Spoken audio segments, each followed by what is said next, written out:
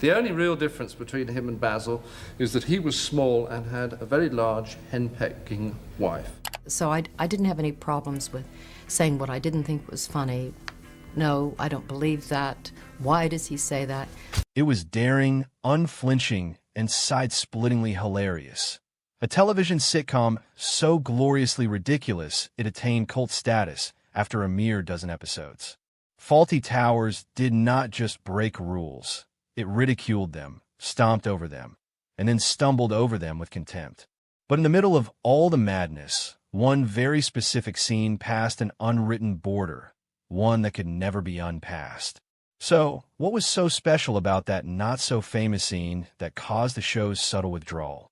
Stay tuned as we reveal the scene that derailed Fawlty Towers, the real hotel horror that inspired a comedy legend. It was supposed to be just another crash pad. Nothing elaborate, just a good hotel in a quaint seaside town.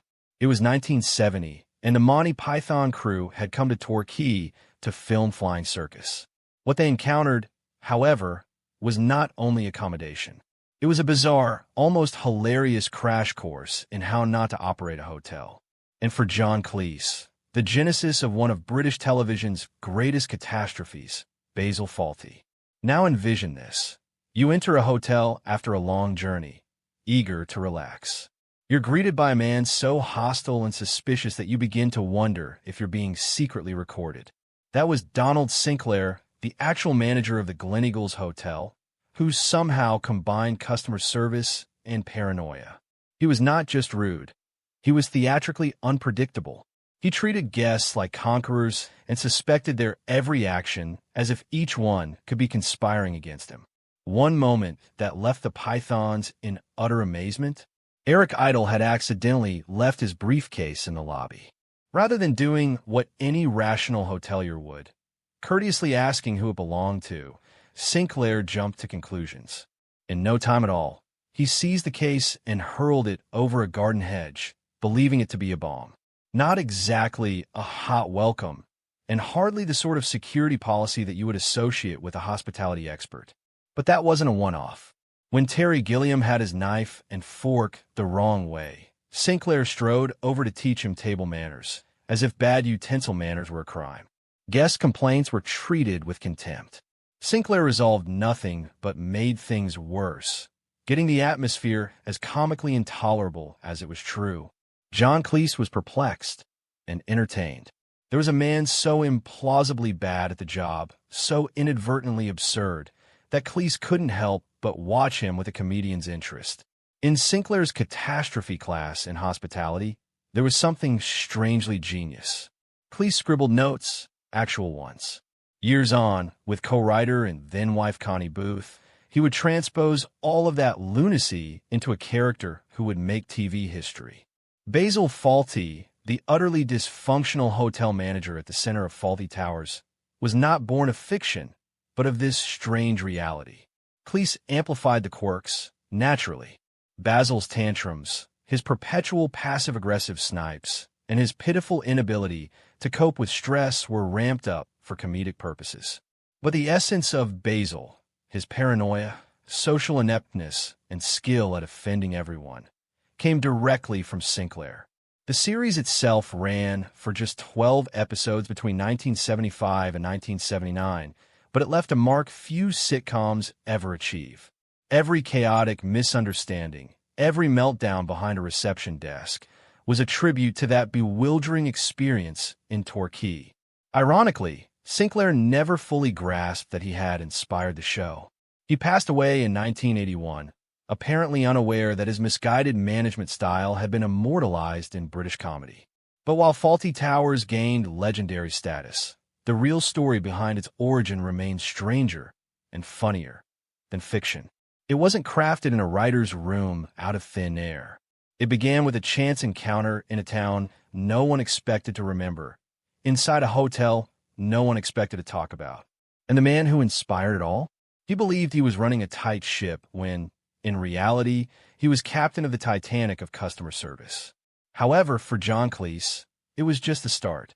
Prior to Fawlty Towers, prior to Basil, and prior to the plaudits, how did his path begin? Exactly Tune in to uncover the whole story.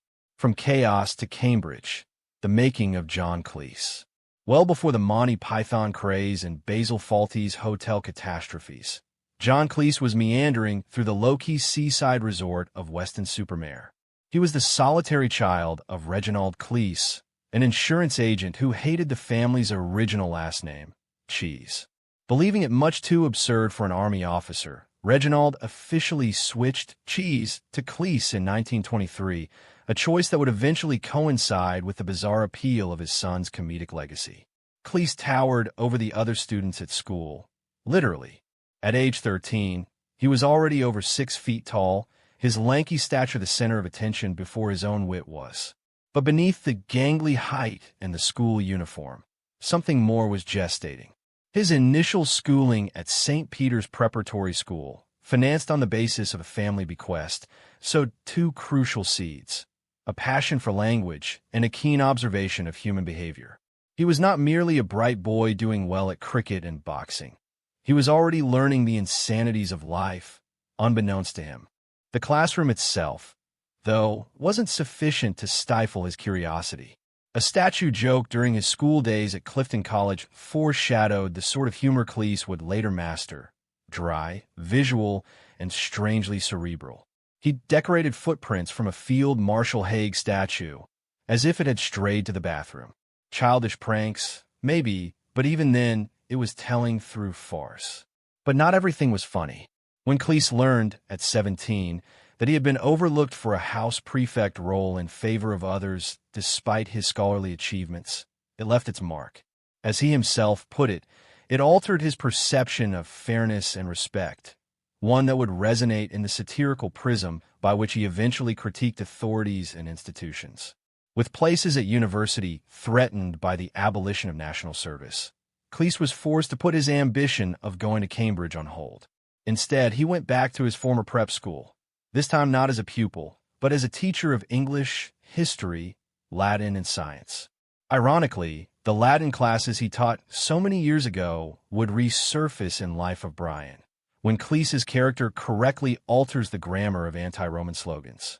Each odd sidetrack along the way somehow entered his creative arsenal. Eventually, he took up his place at Downing College, Cambridge, to read law. But fate had other intentions.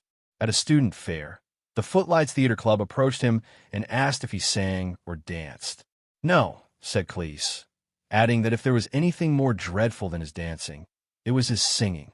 "So what do you do?" they asked. "I make people laugh." And that, quite literally, was his foot in the door. At Footlights, Cleese ran into future collaborators Tim Brooke-Taylor, Bill Oddie, and the one who would turn everything around, Graham Chapman. The 4 of them started working up the sort of bizarre, intellectual, and subversive comedy that would go on to dominate British television. Even after he graduated in 1963 with a law degree, Cleese's father still kept sending him newspaper advertisements for retail management positions, just in case this comedy business didn't pan out. But still, how did this academically talented, prank call schoolboy become a comedic giant before Fawlty Towers ever hit the air? Wait and see to untangle the whole tale. A genius mess of brilliance and marriage. Fawlty Towers, a masterful mess of madness and marriage. Ever curious as to how a hotel owned by a man on the edge of insanity ended up as one of the most popular sitcoms in all of British history? It wasn't because John Cleese independently experienced a stroke of genius. Rather, it started with a marriage, not one destined for happily ever after, but one that ignited creative magic. Cleese and his then-wife Connie Booth took an actual experience so comically catastrophic it lingered with them for years and made it into an unforgettable skit.